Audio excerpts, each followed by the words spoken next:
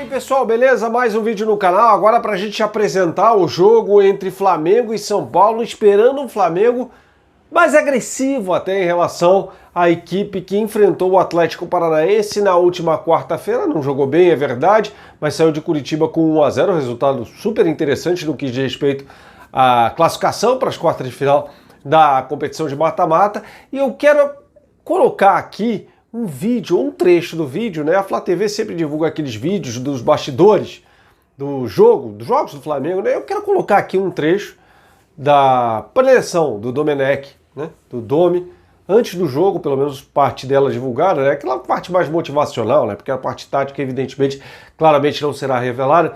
Eu quero que você dê uma olhada para a gente explicar um pouco o contexto desse jogo deste domingo contra o São Paulo. Vamos lá. Son mata-mata. Não é o mesmo ganhar 2-0 que ganhar 2-1. Engraçado, né, gente? Porque foi o segundo vídeo em que a Flá TV posta, né? Que era a preocupação do técnico Domenech não tomar gol, né? Ele já havia, no vídeo publicado depois do jogo contra o Internacional, com os bastidores do jogo contra o Internacional, depois da partida, falando que era um jogo que não permitiria erros, e depois esse vídeo publicado que você viu agora, um trecho, falando que é diferente do brasileiro, que não tem essa de tomar de 2 a 1, de ganhar de 2 a 1, é 2 a 0, que não podia tomar gol. Então era um técnico claramente, e na estreia dele em mata-mata aqui no Brasil, claramente preocupado em não levar gol, né? E a questão muda agora no jogo contra o São Paulo. Muda sim. O São Paulo, vale lembrar, é um time que sofreu 6 gols nos últimos 3 jogos. Sofreu gol até do Binacional jogando em casa. Binacional, o maior saco de pancadas da Libertadores da América. No que diz respeito a pontos na primeira fase, porque ganhou do São Paulo jogando em Juliaca, mas tomou de 8, tomou de 6 do River Plate, tomou de 5 do São Paulo no Morumbi depois. O São Paulo tomou um gol do Binacional, tomou 2 do Fortaleza num jogo extremamente irregular. Aliás, irregularidade é a marca desse time do São Paulo. E tomou 3 do Lanús. O São Paulo jogando contra o time titular na Argentina pela segunda fase da Copa Sul-Americana no último meio de semana, na última quarta-feira. Antes eu vou falar do time do Flamengo, que deve entrar em campo na partida contra o São Paulo, você vai saber aqui, né? O time que deve ter Hugo, Isla, Gustavo Henrique, Natan, Felipe Luiz, Gomes, Gerson, Vitinho, Everton Ribeiro, Bruno Henrique e Pedro. Então, portanto, 4 alterações em relação ao time que enfrentou o Atlético Paranaense no meio de semana pela Copa do Brasil, tá? É um time que será mais agressivo. Eu tenho bem essa convicção. Nos 9 jogos que o Flamengo disputou no mês de outubro, em apenas 3 deles, ou seja, em 33% deles, o Flamengo finalizou menos do que o adversário. Um deles foi justamente o jogo contra o Atlético Paranaense. Nos outros 2, resultados até que não diziam... Um resultado que não bate muito com o número de finalizações, a goleada sobre o Corinthians, e outro... a vitória sobre o Vasco por 2 a 1, que de fato o Flamengo não jogou bem em São Januário. Mas só apenas em 3 jogos, né? Em apenas 3 jogos, o Flamengo finalizou menos do que o adversário. Não acredito que aconteça isso, mesmo com um time bastante desfalcado contra o São Paulo, tá? Como eu disse aqui, o São Paulo tem um time muito irregular, né? Que deve entrar na partida com o Thiago Volpi. O Tietê deve seguir na lateral esquerda, o Reinaldo o Tietê, perdão, na lateral direita, o Reinaldo na lateral esquerda. As laterais são os pontos fracos desse time do São Paulo, tá? E assim, particularmente a lateral direita. Já faz 3 jogos que o Tietê está jogando na lateral direita, né? Um jogador de meio campo que foi improvisado nessa posição, porque Igor Gomes e Juan Fran estavam fora de combate, né? Igor Vinícius. Igor Gomes é meia, tá? E deve jogar. Igor Vinícius é um jogador que vai bem no apoio, mas é muito fraco na marcação. A gente viu isso naquele jogo contra o Fluminense no Morumbi, em que o Wellington Silva e Egídio deitaram e enrolaram por ali no primeiro tempo. Depois o técnico Fernando Diniz acabou arrumando esse lado do São Paulo, mas é um lado muito problemático, tá? O Tietê deve jogar por ali. No miolo de zaga, ele deve ir com o Diego Costa e com o Bruno Alves, tá? Com o Reinaldo, como eu disse, na lateral esquerda. No meio campo, Luan, para proteger mais a defesa, né? Tentar proteger mais a defesa. Daniel Alves, Igor Gomes e Gabriel Sara. Na frente, o Luciano, aquele que jogou no Fluminense, a melhor fase dele na carreira foi no Fluminense do Fernando Diniz, fazendo 15 gols em 31 jogos.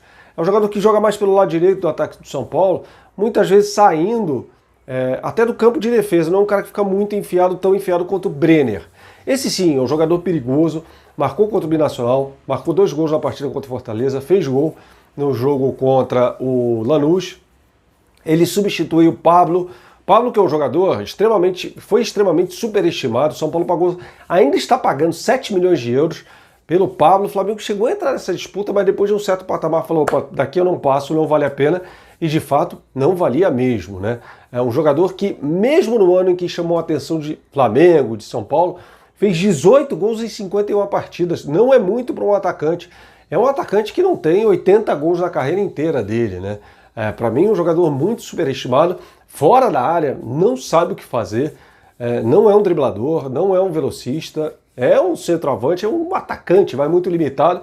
E o Fernando Diniz, para mim, acertou ao trocar o Pablo pelo Brenner. O Brenner é um jogador das categorias de base do São Paulo, saiu, voltou e agora vira titular, né? Ele voltou a brilhar, pelo São Paulo. Aquele gol, né, que dá vitória no clássico contra o Corinthians, aí passou a ser mais utilizado e finalmente ganhou a condição de titular. Repito aqui, para mim, com todo mérito, é muito mais jogador do que o Pablo, tá? Então, eu repito aqui, atacar o São Paulo pelos lados é um sistema defensivo frágil, esse do São Paulo, tá? Já teve formações diferentes na sua zaga, Tia Arboleda, Bruno Alves, depois... A partir do jogo contra o Sport pelo Campeonato Brasileiro, que o São Paulo vence por 1-0, passa a ter Diego Costa e Léo, que era o lateral esquerdo, Léo Pelé, que jogou no Fluminense, no Bahia, né, que não gosta de ser chamado assim de Léo Pelé, jogando como zagueiro. Ele nunca tinha jogado na vida antes como zagueiro. O São Paulo começou a ter vários problemas por ali. Qual era o objetivo do técnico Fernando Diniz? Era melhorar a qualidade da saída de bola. Só que o São Paulo passou a ser muito atacado pelo lado esquerdo na sua defesa, no corredor entre o Reinaldo e o Léo, tanto que em alguns momentos o Fernando Diniz fazia até linha de 5, né? Ora trazendo o Vitor Bueno, quando o Vitor Bueno era titular, ora trazendo o Gabriel Sara para ajudar o Reinaldo na marcação. O Reinaldo é um jogador que tem seríssimos problemas também na marcação e até ofensivamente. É outro que eu acho muito superestimado no time do São Paulo. É um jogador que não vai à linha de fundo, que quando cruza é da intermediária. É um lateral esquerdo bastante limitado, o Reinaldo, que voltou ao São Paulo pelo bom desempenho que teve quando foi emprestado à Ponte Preta em 2017, né? Aquele time da Ponte que chegou à final contra o Corinthians do Campeonato Paulista. E o ponto forte para mim, assim, a se prestar atenção, é o Brenner, atacante rápido, bom jogador, tá com a confiança lá em cima. O Daniel Alves não tá jogando absolutamente nada. Igor Gomes, que surgiu no mata-mata do Campeonato Paulista do ano passado, quando entra num jogo contra o Ituano, ainda sob a batuta do técnico Wagner Mancini, marca 2 gols no Morumbi. É um jogador que oscila muito, ainda assim como o Gabriel Sara. O Luan é mais um marcador. Então o Flamengo, que mesmo com vários desfalques, tem grandes possibilidades, eu acredito, de vencer o São Paulo, sendo mais agressivo, voltando a ser um time mais no estilo daquele que foi no segundo tempo, particularmente, da partida contra o Internacional. Acredito sim que o Flamengo vai sair vitorioso. Não vai pegar um time reativo, não. O São Paulo não é essa do São Paulo, não. Tá? O São Paulo é um time que sai para o jogo e tal, mas é um time, como eu disse, com vários problemas defensivos, então é importante para você saber tudo sobre isso. Beleza, pessoal? Mais uma vez, muito obrigado pela audiência, um grande abraço, até a próxima. Tchau, tchau.